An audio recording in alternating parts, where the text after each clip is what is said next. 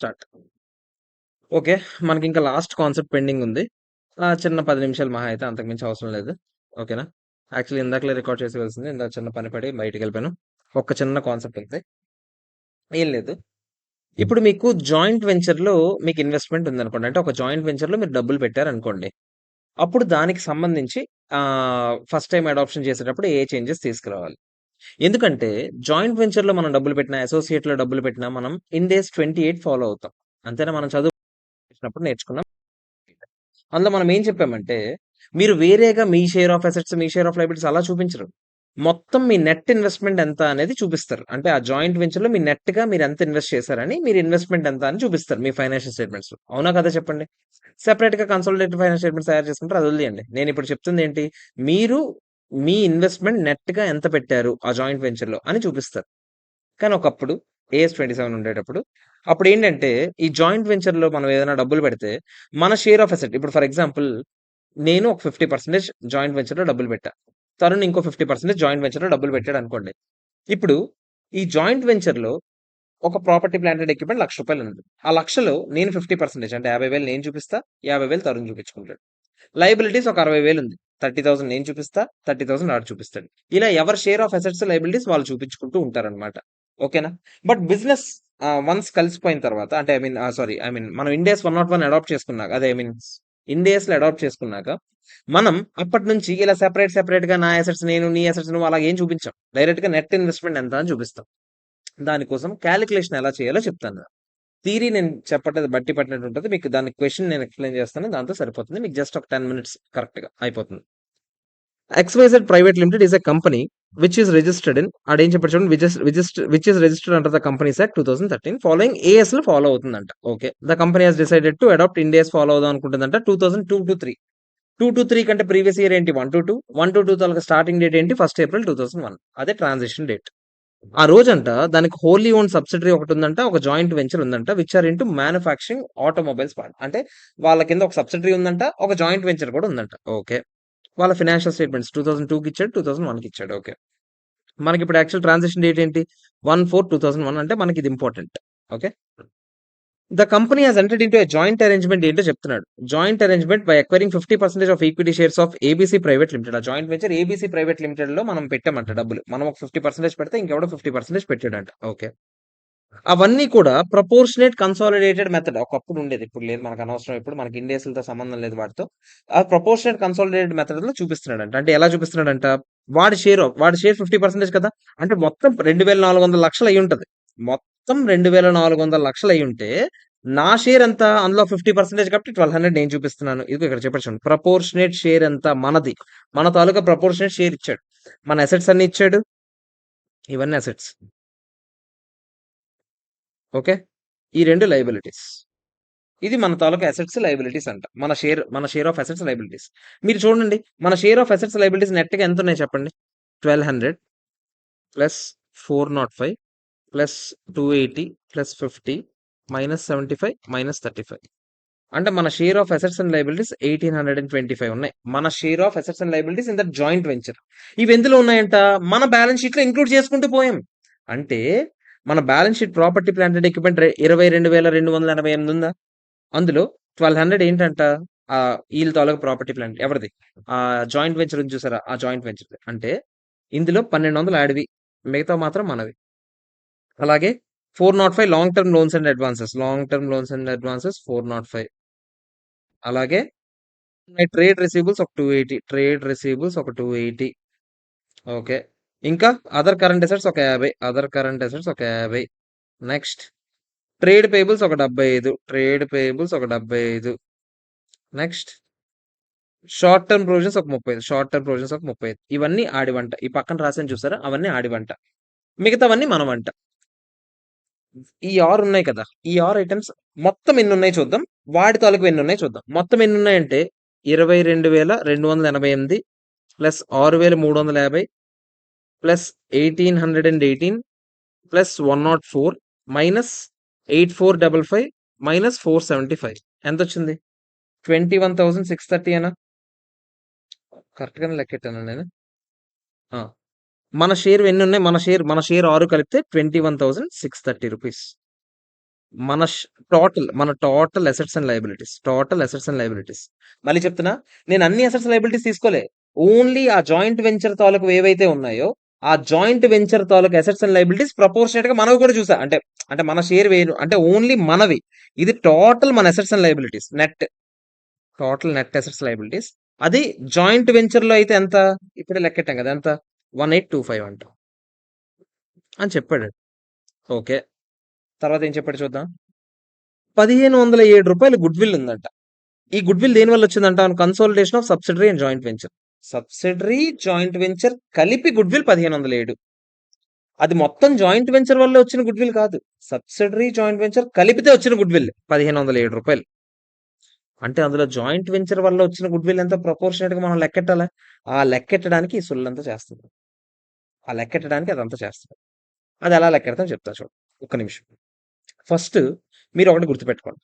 ఇవి total assets and లయబిలిటీసే కదా. ఏవి? జాయింట్ వెంచర్ లో ఉన్న అసెట్స్ అండ్ లయబిలిటీస్. ఆ జాయింట్ వెంచర్ లో మనం పెట్టిన డబ్బులు ఎంత చెప్పాడా? ఎక్కడెక్కడైనా చెప్పాడా? చూడండి. జాయింట్ వెంచర్ లో మనం పెట్టిన డబ్బులు ఎక్కడ చెప్పలేదు. మనకి జాయింట్ వెంచర్ లో మనం ఎంత ఇన్వెస్ట్ చేసామో మనకు తెలియదు ఎగ్జాక్ట్ గా. తెలిసుంటే బాగుండేది. ఇప్పుడు తెలియదు కాబట్టి ఇప్పుడు చూడండి ఏం చేస్తాం మనం. ఇప్పుడు నాకు చెప్పండి. టోటల్ ఆ జాయింట్ వెంచర్ ఏవైతే ఉన్నాయో, ఓన్లీ ఆ జాయింట్ వెంచర్ ఉన్న దగ్గరలో ట్రేడ్ పేయబుల్స్ ఒకటి, షార్ట్ టర్మ్ ప్రొవిజన్స్ ఒకటి, ప్రాపర్టీ ప్లాంట్ అండ్ ఎక్విప్మెంట్ ఒకటి, long term loans and advances ఒకటి, ట్రేడ్ రిసిబుల్స్ ఒకటి, అదర్ కరెంట్స్. ఈ 6 ఐటమ్స్ లోనే కదా జాయింట్ వెంచర్ సంబంధించినవన్నీ ఇంక్లూడ్ అయి ఉన్నాయి. అండ్ ఆల్సో గుడ్ విల్ తో సహా. ఈ గుడ్ విల్ కూడా జాయింట్ వెంచర్ సంబంధించిన గుడ్ విల్ కూడా ఇందులో కూడా ఉందా లేదా చెప్పండి? ఉంది. మీరు నాకు చెప్పండి, మొత్తం ఇక్కడ 5 అసెట్స్, 2 లయబిలిటీస్. నెట్ గా ఈ అసెట్స్ అండ్ లయబిలిటీస్ ఫిగర్ ఎంత? మనవి ఓన్లీ మొత్తం మనందరివి కలిపి చెప్తున్నాను నేను. జాయింట్ వెంచర్ ఒకటి తర్వాత విడదీద్దాం. మనందరివి కలిపి చెప్పండి నాకు. 22,000. ఆ 21,630 వచ్చింది కదా ఇందాక. దానికి 1,507 యాడ్ చేస్తే సరిపోతుంది. ఎంత? 23,137 రూపీస్. ఎవరివి? అందరివి. ఇన్క్లూడింగ్ ఎవరివి? జాయింట్ వెంచర్ తో సహా కలిపితే 23,137 రూపీస్. మళ్ళీ చెప్తున్నా, 23,137 ఎవరివని చెప్తున్నాను? మొత్తం మనందరి తాలూకా ప్రాపర్టీ ప్లాంట్ అండ్ ఎక్విప్మెంట్, మనందరి గుడ్ విల్, మనందరి long term loans and advance, మనందరి ట్రేడ్ రిసిబుల్స్, మనందరి కరెంట్ అసెట్స్, మనందరి ట్రేడ్ పేయబుల్స్, మనందరి షార్ట్ టర్మ్ ప్రొవిజన్స్. ఇవన్నీ కలిపితే మన నెట్ అమౌంట్ ఎంత? 23,137 రూపీస్. అంతేనా? అవునా? ఇది మొత్తం మనంతా మన దగ్గర ఉన్న అన్ని అసెట్స్ లయబిలిటీస్ కలిపి 23,137. ఓన్లీ జాయింట్ వెంచర్ కి సంబంధించి మన దగ్గర ఏమేమి ఉన్నాయి ఇన్ఫర్మేషన్? జాయింట్ వెంచర్ సంబంధించి మన దగ్గర ఉన్నాయి కదా. ఎంత? ఇవన్నీ కలిపితే ఎంత వచ్చింది? 1825 వచ్చిందా లేదా చెప్పండి? అవునా కదా చెప్పండి. ఈ 1825 ఎవరిది? Joint venture. అవునా కదా చెప్పండి. ఇప్పుడు ఆడు ఏమంటున్నాడంటే, మొత్తం గుడ్ విల్ ఎంతరా? మొత్తం గుడ్ విల్ 1,507 రూపీస్. మొత్తం గుడ్ విల్. మొత్తం అసెట్స్ అండ్ లయబిలిటీస్ ఎన్ని? అది ఇప్పుడు లెక్కెట్టాం కదా, 23,137 రూపీస్. అంతేనా? హ, ఇంతేనా కదా చెప్పండి. 23,137 రూపీస్ మొత్తం అసెట్స్ అండ్ లయబిలిటీస్ కలిపితే 1,507 గుడ్ విల్ వచ్చింది. అవునా కదా చెప్పండి. మరి ఆ లెక్క ప్రకారం 1825 అసెట్స్ కి ఎంత గుడ్ విల్ అని ప్రపోర్షనేట్ గా లెక్కెట్టగలమా? 1825 అసెట్స్ కి ఎంత good will? Cross multiplication rule. 1,507 into 1825 divided by 23,137 ఏనా? ఎంత చెప్పండి? 1,507 ఇంటూ 1825 డివైడ్ బై 23,137 ఎంత? 118 పాయింట్ ఎంత వస్తుంది? 119 రౌండ్ ఫిగర్. అంతేనా కదా చెప్పండి. అంటే జాయింట్ వెంచర్ వల్ల మాత్రమే ఏర్పడిన గుడ్ విల్ ఎంత అంటే 119 రూపీస్ గుడ్ విల్. ఒప్పుకుంటారా లేదా చెప్పండి? అంతేనా కదా? ఇది జాయింట్ వెంచర్ వల్ల మాత్రమే వచ్చిన గుడ్ విల్ 119 రూపీస్. అవునా? మీరు నాకు చెప్పండి, గుడ్ విల్ అంటే ఏంటి? మీ టోటల్ అసెట్స్ అండ్ లయబిలిటీస్, మీరు ఇచ్చిన పర్చేస్ కన్సిడరేషన్, మీరు అవతల వాడి దగ్గర ఉన్న అసెట్స్ అండ్ లయబిలిటీస్ కన్నా ఎక్స్ట్రాగా ఎంతైతే ఇస్తారో దాన్నే మనం గుడ్ విల్ అంటాం. అవునా కదా చెప్పండి. So nothing but good will అంటే టోటల్ కన్సిడరేషన్ పెయిడ్ మైనస్ వాళ్ళ నెట్ అసెట్స్. ఒప్పుకుంటారా లేదా లేదా మీరు? వాళ్ళ నెట్ అసెట్స్ చేస్తే మనకు గుడ్ విల్ వస్తుంది. గుడ్ విల్ ఎంత అంటే 119. టోటల్ కన్సిడరేషన్ పెయిడ్ ఎంత అనేది మనకు తెలియదు. అది కదా, దాని గురించే కదా ఇందాక నుంచి గింజుకుంటాం. మనం ఎంత పే చేసాం ఆ జాయింట్ వెంచర్ కోసం మనకు తెలియదు. బట్ నెట్ అసెట్స్ ఎంత అంటే మనకు తెలుసు ఎంత, 1825 రూపీస్. అవునా కదా చెప్పండి, అదే కదా నెట్ అసెట్స్ ఆ తాలూకా, జాయింట్ వెంచర్ తాలూకా నెట్ అసెట్స్. అంటే మీరు నాకు చెప్పండి, ఎంత కన్సిడరేషన్ పే చేసి ఉంటావురా నువ్వు? ఇది అటు వెళ్తే 1825 + 119 రూపీస్ కన్సిడరేషన్ పే చేసి ఉంటావా లేదా చెప్పండి? ఎంత చెప్పండి? 1825 + 119 రూపీస్, 1944 రూపీస్ నువ్వు కన్సిడరేషన్ పే చేసి ఉంటావు. అంతేనా కదా చెప్పండి? 1944 కన్సిడరేషన్ పే చేసి జాయింట్ వెంచర్ లో 50% ఎక్వైర్ చేసావు. ఇప్పుడు ఆ 1944 మాత్రమే చూపించాలి, మిగతా పెంట అంతా తీసేయాలి అంతే. అదే ఆన్సర్. అంటే ఏం చేయాలి తెలుసా? ఆ 1944 ఇన్వెస్ట్మెంట్ ఇన్ జాయింట్ వెంచర్ అని 1944 చూపిస్తావు, అన్ని అసెట్స్ క్రెడిట్ కొట్టేస్తావు, అన్ని లయబిలిటీస్ డెబిట్ కొట్టేస్తావు, ఆ జాయింట్ వెంచర్ సంబంధించినవన్నీ. ఆ గుడ్ విల్ ఏదో ఉంది కదా, ఆ గుడ్ విల్ కూడా క్రెడిట్ కొట్టేస్తావు. అంతే, అయిపోయింది ఆన్సర్. అర్థమైందా? నేను మళ్ళీ చెప్తా. నేనేమంటున్నాను? అరే, ఫస్ట్ ఆఫ్ ఆల్ అసలు కరస్పాండింగ్ గా జాయింట్ వెంచర్ లో ఉన్న అసెట్స్ లయబిలిటీస్ కరస్పాండింగ్ గా మన దగ్గర టోటల్ ఎంత ఉన్నాయని లెక్కెట్టాను. జాయింట్ వెంచర్ లో ఉన్న అసెట్స్ లయబిలిటీస్ అన్ని టిక్ కొట్టాను నేను. ఇక్కడ చూసారా, మీరు గమనించారా? జాయింట్ వెంచర్ లో ఉన్న అసెట్స్ లయబిలిటీస్ 1, 2, ఇక్కడ 4 ప్లస్ దాంతో పాటు గుడ్ విల్ కూడా కలిపి, మొత్తం కలిపి 23,137 రూపీస్ అని చెప్పాను నేను. ఇది జాయింట్ వెంచర్ లో ఉన్న అసెట్స్ అండ్ లైబిలిటీస్ కరస్పాండింగ్ గా మన total assets and liabilities taluka amount ఇది 23,137 రూపీస్. ఆ 23,137 వల్ల మొత్తంగా వచ్చిన గుడ్ విల్ ఎంత, 1,507 రూపీస్. ఈ మొత్తంగా ఈ 23,137 లో ఇంక్లూడ్ అయిన గుడ్ విల్ ఎంత, 1,507 అంటే కదా చెప్పండి. సో ఈ 23,137 వల్ల వచ్చిన గుడ్ విల్ 1,507. మరి only joint venture assets liabilities 1825 ఉన్నాయి కదా, మరి దానికి సంబంధించిన గుడ్ విల్ ఎంత అంటే క్రాస్ మల్టిప్లికేషన్ రూల్ ప్రకారం కనుక్కున్నాను, ఎంత, 119 రూపీస్. అంటే joint venture good will 119 rupees. తర్వాత నేనేమన్నాను, అరే గుడ్ విల్ అంటే అసెట్స్ కన్నా ఎక్స్ట్రాగా ఎంత పే చేస్తే అదే కదా గుడ్ విల్. అంటే మొత్తం అసెట్స్ 1825 ఉన్నాయంటే ఎక్స్ట్రాగా 119 పే చేసి ఉంటాం మనం, అంతేనా కదా చెప్పండి? అదే కదా గుడ్ విల్ అవ్వాలి. అంటే మొత్తం మనం పే చేసింది 1944 అయినా కదా చెప్పండి? 1944 నువ్వు మొత్తం కలిపి పే చేసిన అమౌంట్ అయితే నువ్వు ఇన్వెస్ట్మెంట్ ఎంత చూపించాలి, 1944 చూపించాలి. అంటే నువ్వు non current investments in joint venture అని ఎంత చూపించాలి, 1944 రూపీస్ చూపించాలి. మిగతా దానికి సంబంధించిన పెంట అంతా ఎలిమినేట్ చేస్తే సరిపోతుంది.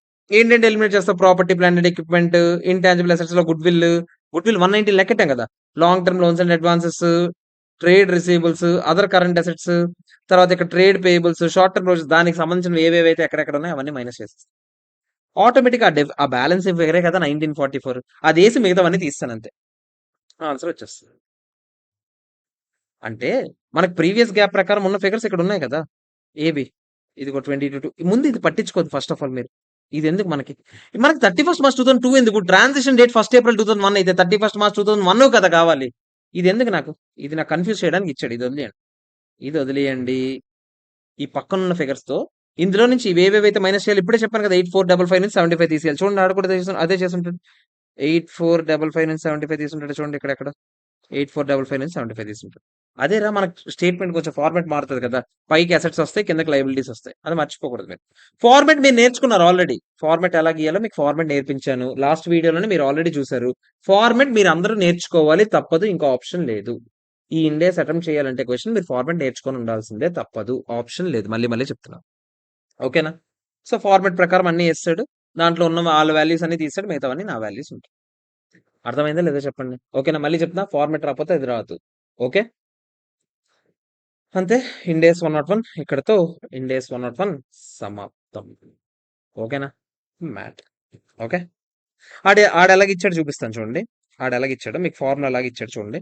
ఆడేమంటున్నాడంటే టోటల్ గుడ్ విల్ ఎంత, అదే 1507 అని వేసామా, into carrying amount of net assets in joint venture 1825 ఏదో లెక్కెట్టామా, divide by carrying amount of total relative net assets including total goodwill తో కలిపి, అదే మనం లెక్కటం 23,137 అంతా లెక్కటమా, అప్పుడు మీకు ప్రపోర్షనేట్ గుడ్ విల్ వస్తుంది అని చెప్తున్నాడు. అర్థమైందా? అదే కదా నేను కూడా చెప్పాను, ప్రపోర్షనేట్ గుడ్ విల్ కి మీరు వాళ్ళ క్యారింగ్ అమౌంట్ యాడ్ చేస్తే మొత్తం కలిపి 1944 వచ్చిందా, అది బట్టి పట్టిస్తున్నాడు ఇక్కడ. ఓకేనా కదా చెప్పండి, అది మీరు తెలుసుకుంటే సరిపోతుంది. Okay, clear. ఓ friends, bye, have a nice day, bye bye.